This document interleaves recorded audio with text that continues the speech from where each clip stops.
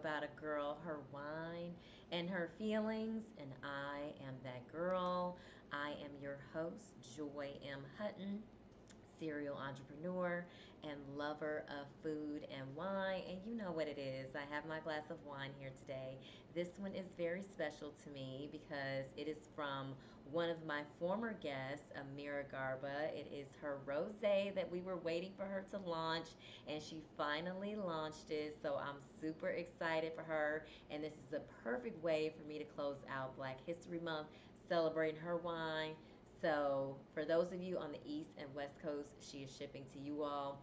Texas, I don't know if we made the cut, but I got mine. But see, it was a special delivery. So, Lovely Wine, I'm going to tell you about it on the sip of the day if you're following on Instagram at Sip with Joy. But yeah, this is the season finale, guys, and I'm so excited because listen, I made it through another season, y'all, okay? Because I talk about how every season is always a struggle. And it gets harder and harder because I have to figure out week after week what you all want to hear me talk about. Because y'all don't be DMing me, like y'all scared to DM me or something. So send a DM what you want to hear me talk about next season. Um, my content strategist Rachel, she was like, "We want to hear more about you." I was like, "Well, what y'all want to know? Tell me what you want to know." She was like, "I want to hear about your relationships." She want to get all of in my business.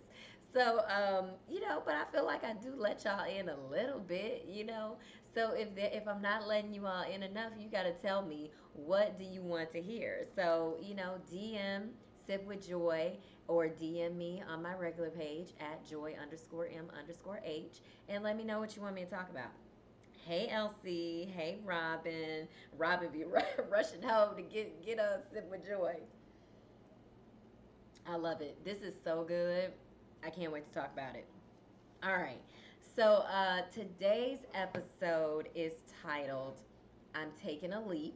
Um, and I think this year, well, not this year, this season, because well, hell, this year has been rough already. But this season, hey, mommy, this season has really been about a lot of personal development topics, and so I don't know, it's just happened that way by different messages in the universe that I've been receiving, starting from talking about surrendering and so many things. So this is about taking a leap, and I've gone through a lot in the past 7 to 10 years of my life, and some of those things have led me to fear of moving forward, doubt, fear of failure, lack of confidence, or just simply you know other people's opinions, letting other people's opinions get to me about what I should or should not be doing. And so, I'm in a much better place now than I was like when I went through my divorce several years ago, and even when my sister passed in 2020. But it's taken time to get to this place. And, one thing I'm going to do, because y'all know I talk about mental health a lot, it's very important to me. One thing I'm going to do is take time to heal. After my sister passed, I was caught in the middle of a whirlwind, which was Ready to Love, and there was promotion going on. It was a lot. So it's like to have that happening while I was trying to grieve and people blowing my phone up about seeing me on TV and asking questions about the show. Like I was grieving, and we filmed the reunion in December of 2020, and you all saw it in January. And I was like very early on in my grief. I did not want to go to that reunion. Like I had to be talked into it by several producers because I didn't want to go. And yeah, I was at my wits end by that point. But I didn't want to be there. And like I said, it was very early on in my grief. And I had just launched my second business a month after my sister passed, which, when I think about it in retrospect, I don't know how I managed to do that.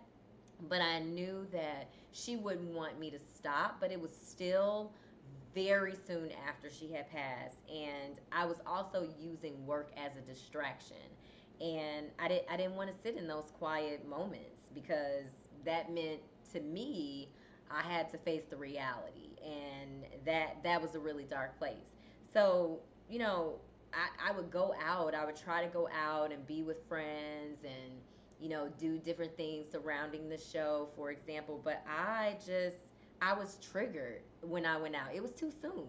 I would be crying in the bars, crying in restaurants. Like, it was too much. So I told myself that I needed to really, really take time to feel everything that I needed to feel. And at that moment, when I came to that discovery, I chose to isolate myself, and I literally did not do any social events for almost 2 years. And I know that sounds crazy. I mean, I went out in the house. I went out of the house. I wasn't a hermit. I spent time with close friends, and I traveled. That was my escape, but I just couldn't.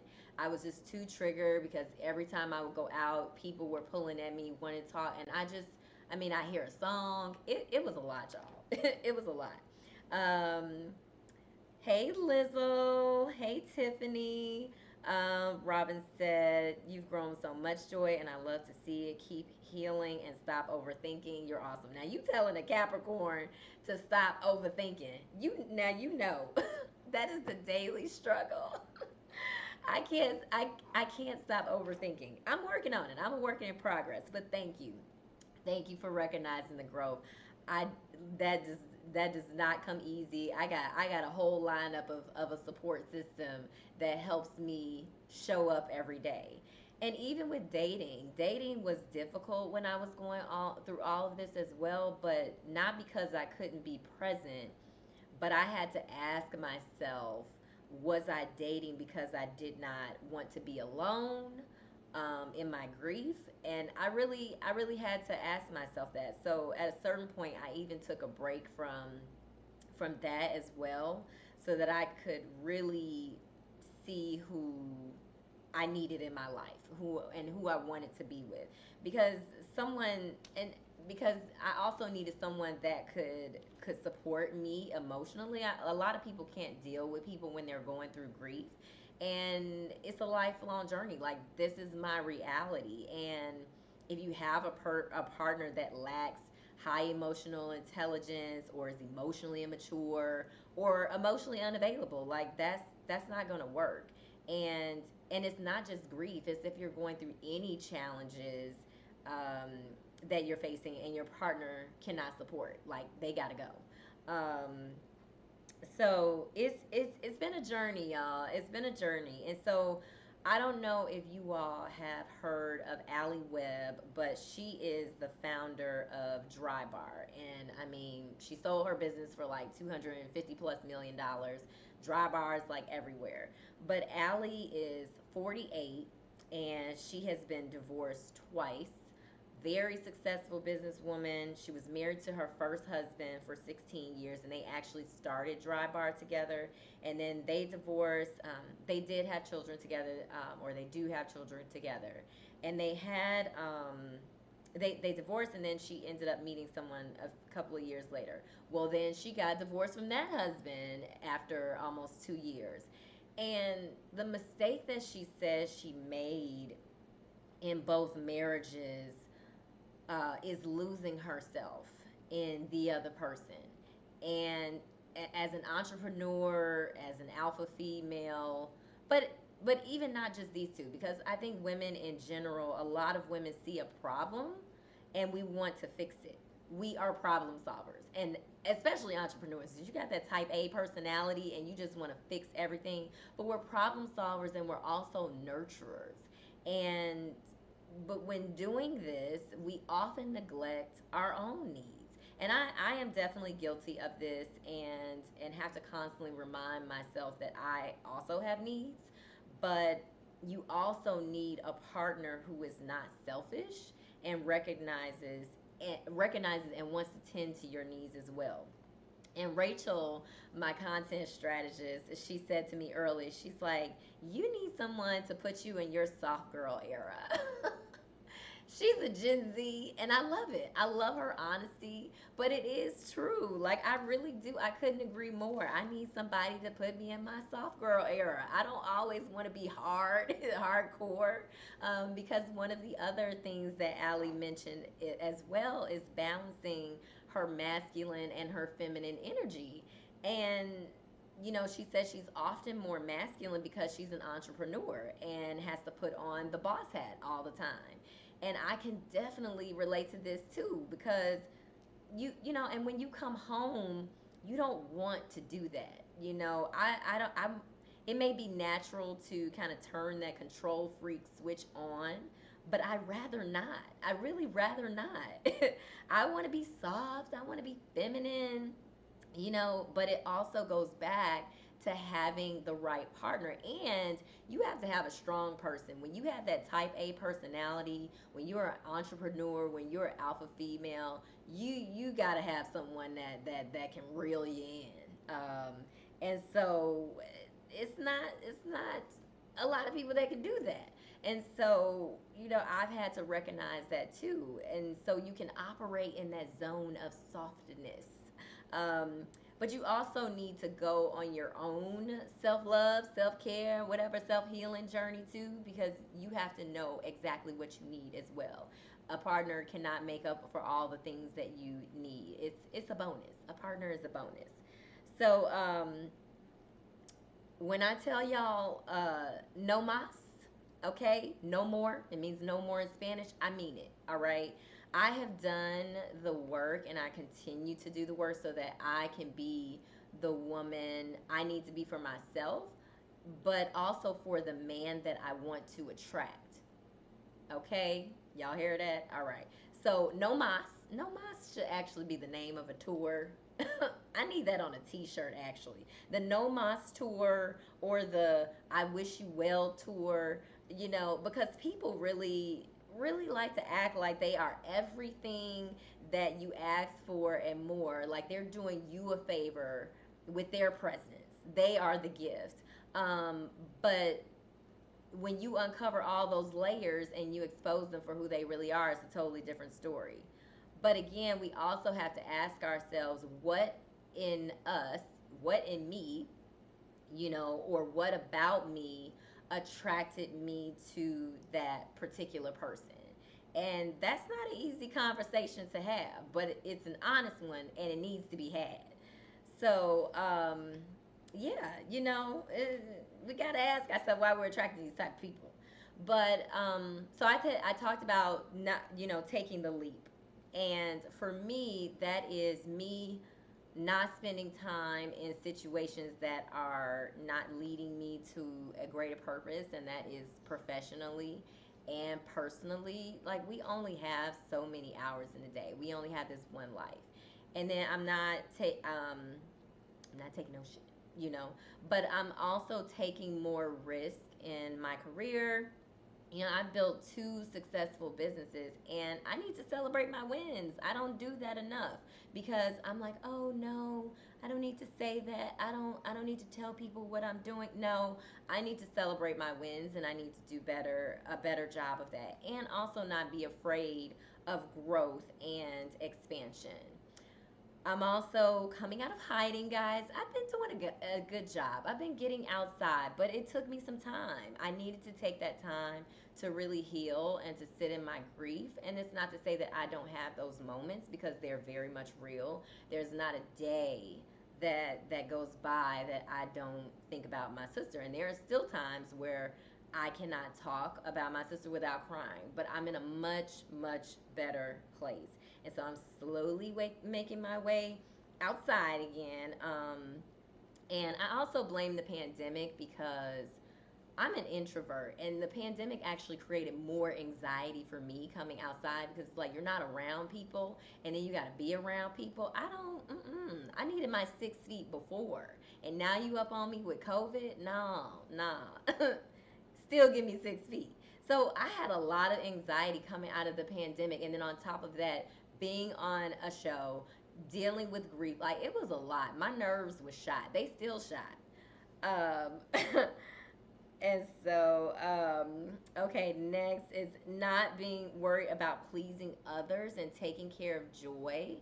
I am a true nurturer and a giver, and sometimes to a fault. Like it is bad, even, and it's also a good thing. I call it a gift and a curse because even in the midst of things that I'm going through, I can still show up for other people. I've always been that way. It's not if I'm going through something, I just completely shut down.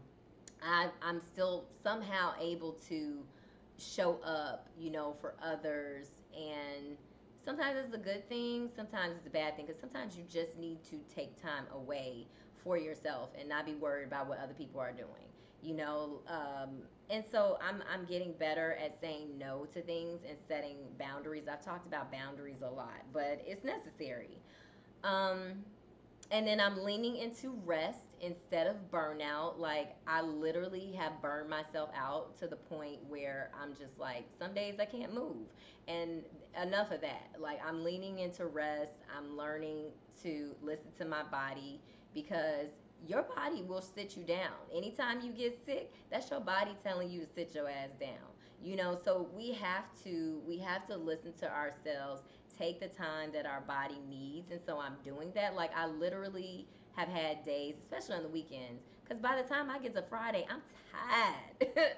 So I've had to just say it's okay, Joy, to say no to that event and just rest. You can't be everywhere. And I don't want to be everywhere because that requires me to people. Okay. And I'm a work in progress with that. And then also, continuing to practice gratitude every day, like that shifts my mindset on a lot of negative things that have happened in my life and are happening. I am so grateful for this life that I have, and that is also why I have no time for shenanigans.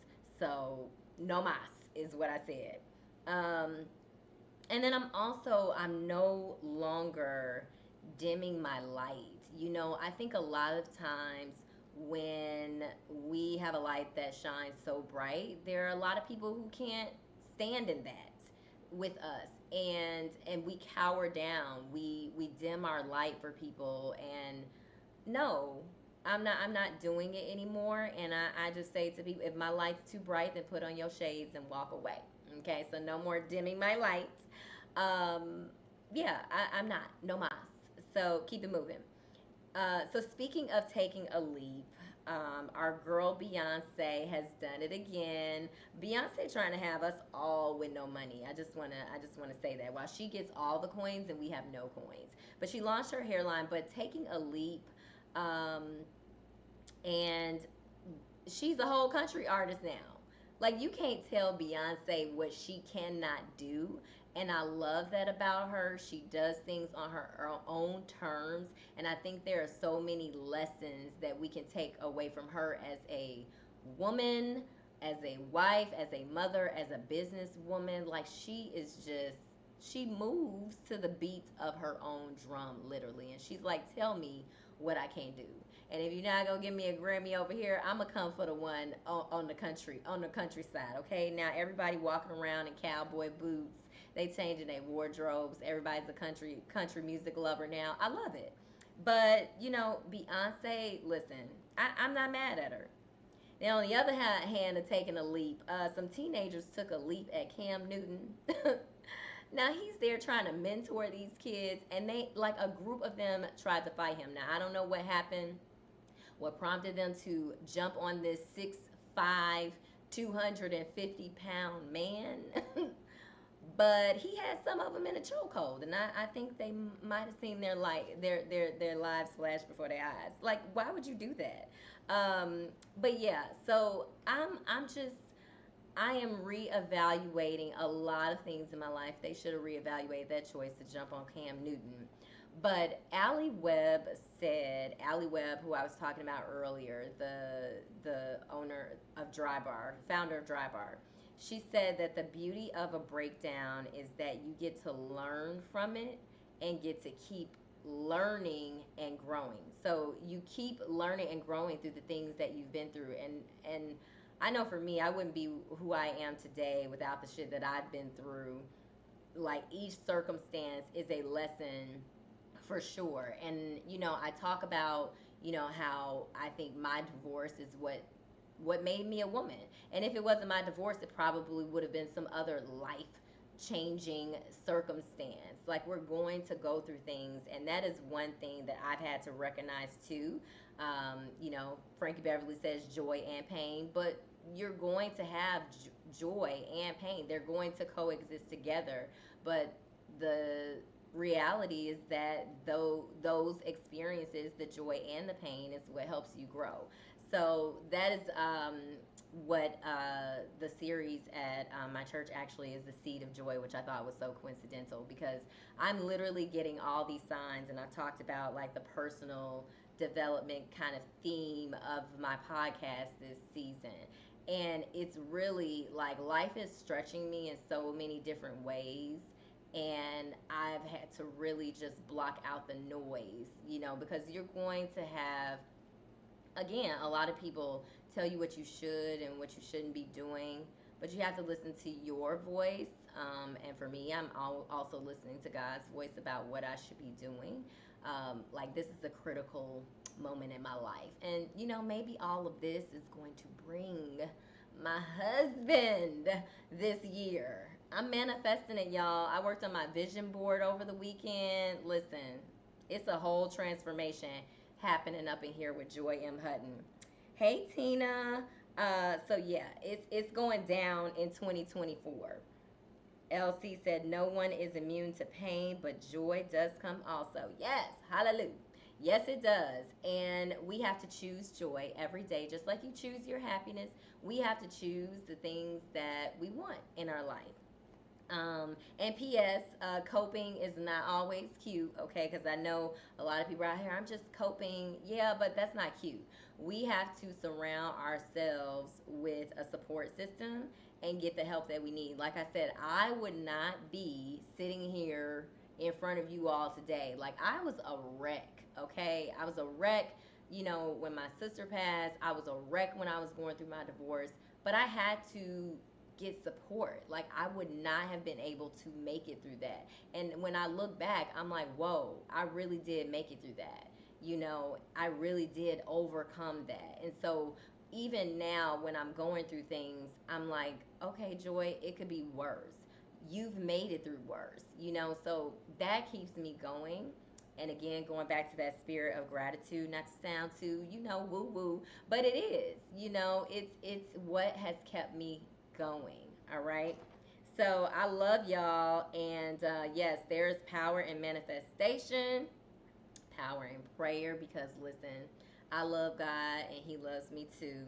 I just cuss a little bit. He working on me, y'all. He working on me. So yeah, that is a wrap for season 7. I was about to say 8, but season 8 is next. And I will be back on April 1st. Thank you guys for rocking with me for another season. This one, I'm not gonna lie, it was a struggle for me to get through. It really was, because I was experiencing some burnout, because late last year was very heavy for me, and then going into this year was heavy as well. And so, woo, I was like, I don't know if I can show up today, y'all, but I made it.